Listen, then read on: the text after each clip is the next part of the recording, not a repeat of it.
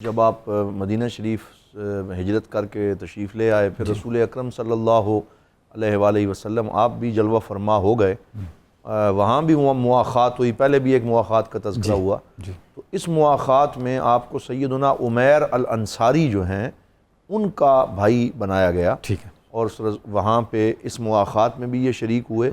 اس سے یہ پتہ چلتا ہے کہ اگرچہ خاندان رسالت میں آپ صلی اللہ علیہ وسلم سے تعلق ہے، لیکن اسلام میں خاندان کی وہ جو ذات پات کی تفریق ہے وہ مٹانے آیا ہے۔ آپ دیکھیں کہ پہلے حضرت بلال کے ساتھ کیا بات ہے بھائی چارہ، اور یہاں حضرت سیدنا عمیر الانصاری وہ کے بھی ساتھ قریشی یا ہاشمی نہیں تھے، یہ بھی قریشی نہیں ہیں۔ تو یہ اسلام کی وحدت، جامعیت اور انسانی مساوات جو ہے، اور مساوات کا ایک درس ہے کہ آ گیا عین لڑائی میں اگر وقت نماز قبلہ رو ہو کے کھڑی ہو گئی پھر قوم حجاز، بندہ و صاحب و محتاج و غنی ایک ہوئے، تیری سرکار میں پہنچے تو سبھی ایک ہوئے۔ اسلام سب کو ایک ہی رنگ میں رنگ دیتا ہے، صبغۃ اللہ ومن احسن من اللہ صبغہ۔ سبحان اللہ۔ وہ ہمارے میاں محمد بخش عارف کھڑی جو ہیں پنجابی رومی کشمیر، وہ رومی کشمیر پنجابی میں کہتے ہیں کہ کچا رنگ للاری والا چڑھدا لیندا رہندا، عشق تیرے دا رنگ محمد چڑھیا پھر نہ لیندا۔ یہ وہ رنگ ہے جو حضرت عبیدہ کو بھی نصیب ہوا ہے، تو بڑے ایکٹیو ہیں اور ہر وقت رسول اکرم کے دفاع میں، اسلام کے دفاع میں پیش نظر آتے ہیں۔ تو پھر یہی وجہ ہے کہ حضور صلی اللہ علیہ وسلم نے مدینہ پاک میں آتے ہی، یہ بھی ہمارے پاک نبی صلی اللہ علیہ وسلم کا کمال ہے کہ آپ ایسے بالغ نظر اور تمام معاملات پہ نگاہ رکھنے والے سید المرسلین ہیں کہ صرف وہ جو اسلام کے بارے میں ایک پرسیپشن ہے نا کہ یہ تو صرف مسجد کے اندر کے معاملات ریگولیٹ کرتا ہے، یہ غلط بات ہے، کیونکہ اسلام تو تمام شعبہ حیات پہ حاوی ہے اور محیط ہے۔ اسی وجہ سے حضور صلی اللہ علیہ وسلم کا انٹیلیجنس کا ادارہ بھی بڑا مضبوط تھا، سبحان اللہ، اور اس میں آپ کے بہت سے مقرر کردہ افراد تھے، ارد گرد کے حالات پہ نظر رکھنا، بین الاقوامی سیاست میں کیا ہو رہا ہے، اور پھر جو ہے وہ PR بہت زیادہ، پبلک ریلیشنز، پھر انٹرنیشنل ریلیشنز، یہ ساری چیزیں ہمیں سرکار دو عالم کی سیرت میں نظر آتی ہیں۔ یہی وجہ ہے کہ حضور کو پتا تھا کہ مکہ سے یہ نقل و حرکت ہو رہی ہے، تجارتی قافلے گزر رہے ہیں، اور پھر کیونکہ انہوں نے مسلمانوں کا مال ہتھیا لیا تھا اور تمام گھر لے لیے تھے، اور یہ تو بے سر و سامانی کے عالم میں حضور کی ڈاکٹر صاحب جو وہ بزنس کر رہے تھے ان کے خلاف ہی تو استعمال ہونا تھا، سب کچھ استعمال ہونا تھا۔ تو حضور نے سریے بھیجے، وہ جو خفیہ مشن روانہ فرمائے، ان میں حضرت سیدنا عبیدہ بن حارث کی یہ شان اور ان کی یہ عظمت ہے کہ اسلام میں جو پہلا سریہ جس کو علم دے کے حضور نے بھیجا وہ حضرت عبیدہ بن حارث کا سریہ ہے۔ اس کا نام ہی اگر ہم سیرت کی کتابوں میں پڑھیں تو اس کا نام ہی سریہ عبیدہ بن حارث المطلبی رضی اللہ تعالیٰ عنہ۔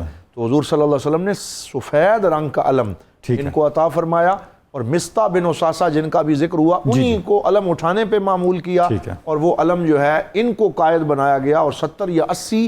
اچھا یہ بھی ایک خاص بات ہے کہ اس سریے میں حضور صلی اللہ علیہ وسلم نے انصار کو شامل نہیں کیا، یہ صرف مہاجرین کے ساتھ خاص تھا، اور اس میں ان کو اس کا لیڈر بنایا، ان کو۔ تو اسلام کے اس پہلے سریے کی قیادت کا شرف، پھر اسلام کے اندر پہلا لواء ملنے کا شرف یہ بھی ان کو نصیب ہوتا ہے، پھر شیخ المہاجرین کا لقب ان کو نصیب ہوتا ہے۔ ڈاکٹر صاحب دیکھیں یہ جو آپ نے ابھی اشارہ کیا کہ جو پہلا لواء یا پہلا پرچم تھا سفید رنگ کا، سفید رنگ کا، مطلب ہے ہم جنگ کے لیے نہیں نکل رہے، جنگ کو روکنے کے لیے نکل رہے، فتنے کے لیے نہیں نکل رہے، فتنے کو ختم کرنے کے لیے نکل رہے ہیں۔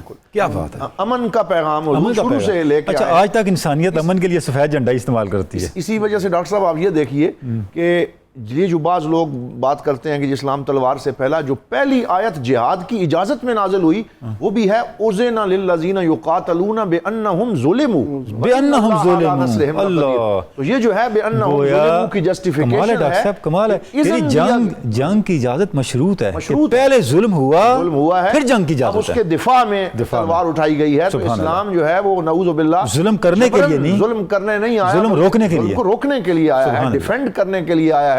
پھر اس میں کوئی شک نہیں کہ اقدامی جہاد کی الگ سے صورتیں موجود ہیں، اور جہاد قیامت تک کے لیے انشاءاللہ جاری و ساری ہے، لیکن جو سب سے پہلے جہاد کا آغاز ہوا ہے وہ دفاعی انداز میں ہوا ہے، اور حضرت سیدنا عبیدہ بن حارث کو بھیجا گیا۔ اچھا یہ گئے اور وہاں پہ ودان نامی مقام ہے جہاں یہ پہنچتے ہیں، 200 افراد پہ مشتمل وہاں سے تجارتی قافلہ آتا ہے جس میں ابو سفیان موجود ہیں، اور اس کے ساتھ ساتھ ابھی تک تو وہ کیونکہ ان کا سردار تھا ابو سفیان، اور پھر ایک روایت میں ہے کہ اکرمہ بن ابو جہل، وہ بھی نوجوان جو ابو جہل کا بیٹا ہے وہ موجود ہے۔